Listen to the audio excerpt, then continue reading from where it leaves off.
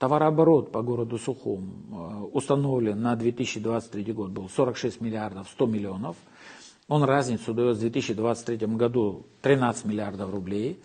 За 13 миллиардов по сравнению с 2022 годом, да. Товарооборот выполнен и перевыполнен. В итоге мы получили товарооборот 47 миллиардов 103 миллиона рублей. Исполнение 102,2%. Ну, разница в 13 миллиардов тоже существенная, да?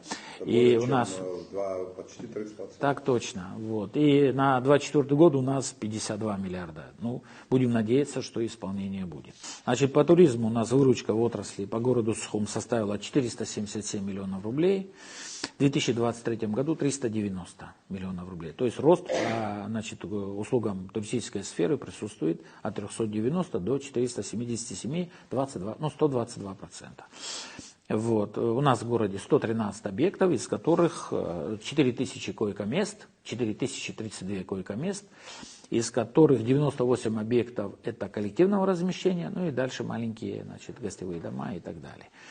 Обезьяний питомник посетило 38 тысяч человек, и ботанический сад посетило 41 тысяча человек. Вот такая картина вкратце, если по туризму.